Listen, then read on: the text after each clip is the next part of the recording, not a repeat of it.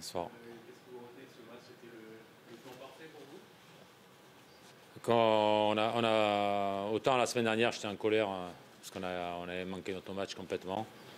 Autant aujourd'hui, on a mis les ingrédients qu'il fallait pour embêter cette équipe de Lens, qui est très dynamique chez elle, qui met beaucoup d'intensité, beaucoup de jeu, qui se crée beaucoup d'occasions. Et ce soir, on n'en a pas eu beaucoup. On a eu Bizot qui a fait, Marco qui a fait deux beaux arrêts. Et après, dans l'ensemble, après c'était des centres qu'il a bien récupérés. On n'a pas eu grand-chose. On a très bien défendu et puis on a cherché à bien sortir le ballon. Ça a été un peu plus difficile en première mi-temps, en début de match surtout. Et après, petit à petit, on a réussi 2-3 belles sorties. Et sur le but qu'on marque, voilà, c'est une bonne action bien préparée et bien finie de la part de Franck Honora. Bien défendre, c'était l'objectif avec ce 3-5-2. Ouais, j'avais décidé de bien préparer ce match dans ce système-là. J'ai hésité à jouer à 4, j'ai hésité de jouer comme ça. On a pris la décision de s'aligner comme ça et les joueurs l'ont très bien exécuté. Ouais. Qu'est-ce qui a fait pencher la balance pour un 3-5-2 justement plutôt que défense à 4? Comme joue Lens, ils peuvent jouer avec 2 attaquants. Là, ils ont joué en losange au milieu. Ça fait 3-4 matchs qu'ils jouent comme ça en losange, avec Sotoka plus bas et Kakuta derrière Kalumwendo. Et on a voulu jouer à 3 dans l'axe parce qu'on sait qu'ils mettent beaucoup de centres. Et je voulais avoir du monde dans ce secteur-là pour être à la réception. Mais on a bien défendu, on a bien défendu dans les couloirs, on a bien défendu dans l'axe. Tout le monde collectivement a bien travaillé pour qu'on puisse bien récupérer les ballons et bien utiliser les ballons. Un mot, Michel, sur la performance de justement, qui a l'habitude de jouer sur un côté, mais pas si bas. Et il a joué comme ça à Saint-Étienne. Il a joué comme ça à Saint-Étienne. Il avait joué côté droit, côté gauche à Saint-Étienne aussi dans ce système-là. Après, bien sûr, ça demande beaucoup de volume, ça demande beaucoup d'exigence dans les efforts. Mais quand on veut gagner des matchs, il faut se sacrifier pour le collectif aussi. Et il a très bien fait, il a très bien défendu. Et voilà, il finit merveilleusement l'action qu'on a construite pour finir l'action, pour marquer. Vous partez avec 3 points et 3 bières. Pour la 300e, ça correspond à la règle pour Michel. Ouais. Ah ouais, c'est bien. C'est bien. J'ai appris ça hier que c'était mon 300e match. Je savais pas. Ouais, je suis très heureux de la conclure avec la finale.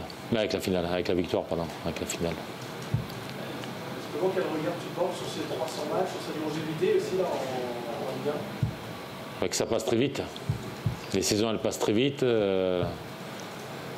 Quand on regarde dans la glace à la fin de saison, on se trouve de plus en plus vieux.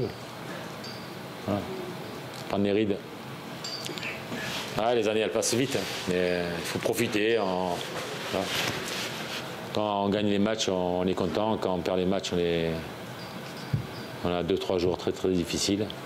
Et c'est la loi des coachs. C'était juste pour le soir. Est-ce que c'est la bonne analyse? Oui, ça devait pas être notre soir parce qu'on a fait un certain nombre de choses très positives. Je crois qu'on a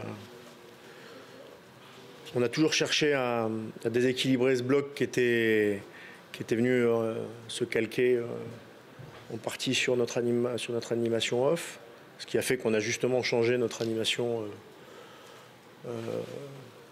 même avant de faire les changements, pour pouvoir créer des déséquilibres sur les côtés, avoir des surnombres dans certaines zones. Et on a réussi à se créer pas mal de tirs, à avoir la maîtrise plutôt sur le match et se créer des occasions, mais sans être efficace, ce qui est une donnée évidemment importante ce soir, puisque eux, sur leur peu d'occasions, l'ont été, notamment sur la seule de la deuxième. Et nous, on n'a pas réussi à le faire.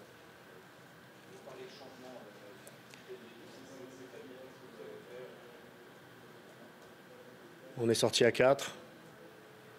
Voilà, on est sorti à 4 à un moment avec Doug qui se mettait dans la ligne de 4, mettant nos pistons plus vite, plus haut. Voilà, on en est tombé. Puis après, au fur et à mesure de la deuxième mi-temps, on a fait d'autres choses, mais c'était voilà, ça pour gagner plus de joueurs un peu plus haut et puis fixer à la fois leur piston pour pouvoir quand même sortir dans la largeur. Sur les 2 matchs aller-retour contre Brest, vous n'avez pas été efficace, ça c'est clair. Est-ce que, en même temps, cette équipe brestoise a une caractéristique qui en met la vôtre? Ce qui est sûr, c'est que le constat brut, c'est 2 défaites. On n'a pas réussi à marquer. Ils en avaient marqué 4 en plus au match aller. Donc le constat brut, factuel, il est clairement pas en notre faveur. Ça, c'est sûr. Pour autant, je crois que le match de ce soir, même si on s'était créé des occasions, notamment en première période là-bas, je pense que le match de ce soir, même sur leur transition, on l'a bien géré, parce qu'ils n'ont pas grand-chose à se mettre sous la dent. Mais le peu qu'ils ont eu, ils ont été efficaces. Une occasion en première et une occasion en deuxième. Et sur l'occasion en deuxième, je pense que l'autre regret que j'ai, c'est au-delà du manque d'efficacité qu'on a eu, on n'a pas été précis pour la finition.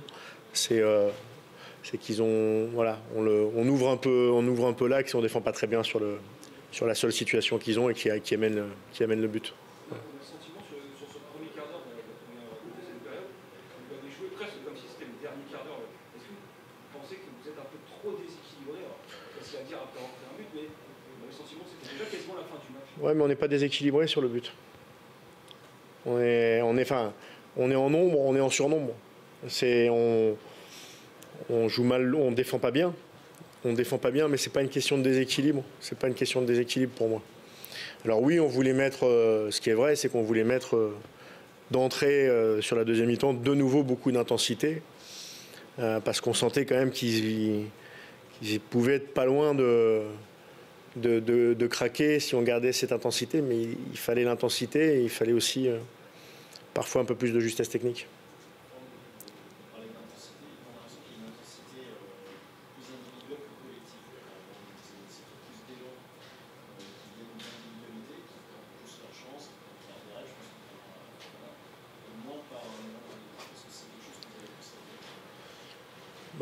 Disons qu'aujourd'hui, quand l'adversaire à un moment est fortement regroupé, comme c'était le cas, alors il faut bien sûr des intentions collectives, mais il faut aussi parfois s'appuyer, même si on n'a pas forcément beaucoup de dribbleurs dans notre équipe, mais il faut aussi parfois s'appuyer sur un déséquilibre individuel. Parce que le déséquilibre collectif, quand il y a peu d'espace et autant de joueurs qui défendent avec un bloc très bas, le déséquilibre collectif, il est très très difficile à mettre en place. Et on n'a pas toujours réussi à le faire d'ailleurs, parce que je reviens au manque de justesse. Et c'est pour ça qu'à un moment, je pense que les joueurs, certains joueurs, peuvent se dire, parce qu'ils l'ont déjà fait, que sur une action, ils peuvent éliminer un joueur et ça va créer une ouverture ailleurs. Donc je pense que ce n'est pas dans un souci ou un excès d'individualisme, mais c'est pour se dire, voilà, si je sors du dribble, il va y avoir des choses qui vont se créer. Donc ça doit faire partie aussi des armes. Après, c'est ça. Non, parce que, et puis de toute façon, à un moment, nous avec le staff, on met toujours des choses en place. On a changé des choses à la mi-temps, comme je l'ai expliqué, sur les sorties.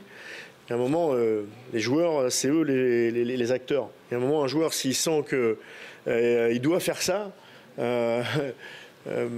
quand, je vais prendre l'exemple parce qu'on parle de Seco, quand contre c'est Lille en coupe, dans le temps additionnel, il prend l'initiative de dribbler 2 joueurs et de frapper. Si on lui dit de faire encore une passe là, on ne va jamais égaliser, on perd le match. Donc il faut laisser aussi aux joueurs la liberté de créativité, encore plus quand il y a des adversaires très regroupés et quand c'est dans les 25-30 mètres. S'ils commencent à s'amuser à dribbler dans nos 25-30 mètres, c'est autre chose. C'est autre chose. Mais vous voyez, moi je suis pas là. On est là pour mettre des principes collectifs, des principes offensifs. Mais à un moment, il y a les joueurs, il y a la sensibilité, il y a l'intuition. Et il faut leur laisser aussi la place à ça, quoi. Oui, mais ça c'est le danger, surtout parce que je pense que sur les émotions, on sent que c'est un match qu'on a dominé. où on est mieux que l'adversaire, mais on est mené et je pense qu'il y a c'est plus de la frustration de se dire mais on va pas perdre ce match-là, qui fait que parfois, en effet, ça peut arriver, on en rajoute une petite ou deux, quoi. Voilà. Qu'est-ce que vous pensez qu'il y a une action peut-être qui aurait pu provoquer la fête de Navarre? Je le pense pas, j'en suis sûr. Et est-ce que vous comprenez? Non, mais je comprends pas tous les week-ends. Je regarde beaucoup de matchs tous les week-ends. Je comprends pas l'arbitrage régulièrement et encore moins la VAR. Voilà, les choses sont très claires. Ce soir, il y a penalty. On peut me raconter tout ce qu'on veut. Vous m'amenez sur le sujet. Comme j'étais plus proche du match tout à l'heure, j'en ai déjà parlé avant. Mais évidemment qu'il y a faute. Évidemment qu'il y a faute. Et après, on peut tout me raconter, que les arbitres, la VAR. On peut tout me raconter. Mais je comprends que tous les week-ends, il y a des entraîneurs ou des présidents qui ne soient pas satisfaits. Alors, sur ce sujet, Franck, il y a quand même quelque chose qui me surprend. Comment se fait-il que les gens du camion, l'arbitre central, voire le quatrième arbitre et les assesseurs ne voient jamais les mêmes choses que les entraîneurs? Ils ne regardent pas le football. Bah, moi, sur le coup, je ne peux pas savoir. En vitesse réelle, honnêtement, je ne peux pas savoir si Ghana, il exagère la tombée ou s'il est touché. Donc, sur le coup, l'arbitre, il est quand même beaucoup plus proche que moi. Peut-être qu'il a une vision différente. Mais à la VAR, quand on voit les ralentis, moi, quand j'ai vu le ralenti, là pour le coup, même avec mes vieux yeux, j'ai mis mes lunettes, il y a contact. Le ballon, il est en l'air, le joueur peut jouer le ballon, le gardien, il prend que le joueur, il prend rien d'autre. Et là, ceux qui sont dans le camion, faut m'expliquer à quoi ils servent et pourquoi ils n'interviennent pas sur une situation comme ça. Parce que, pour moi, c'est on ne peut plus clair. On ne peut plus clair. Est-ce que vous pensez que les arbitres du camion ont une certaine appréhension à déjuger? Non, là-dessus, je pense rien parce que c'est des interprétations. Je sais pas, je connais pas comment ils fonctionnent. Non, mais je sais pas ça. Je sais pas. Ce qui est sûr, c'est qu'il y a un vrai problème entre l'arbitrage et la VAR parce on peut jamais être d'accord. Enfin, rarement être d'accord. Et c'était tous les week-ends. Aujourd'hui, c'est nous. Le week-end d'avant, j'étais devant ma télé dimanche soir quand j'ai vu le match de Lyon-Lille. Mais il y a de quoi devenir fou. Hein. Franchement, quand vous bossez toute la semaine et puis sur des choses qui paraissent... Autant dans l'arbitrage, c'est compliqué parfois. Mais autant quand vous avez les ralentis, expliquez-moi comment c'est compliqué. Justement, est-ce que dans ce type d'action, sans la VAR, on va dire, voilà, il a laissé jouer... Pas de problème. Pas de problème. Il laisse l'avantage. Mais aujourd'hui, où la micro-faute, le micro-contact est signalé, ça rend encore moins compréhensible. Ouais. Surtout qu'il y a un vrai contact parce que Ghana, il a la cuisse qui est bien, il a une bonne béquille à la cuisse. Donc il y a véritablement contact. Il n'y a même pas de...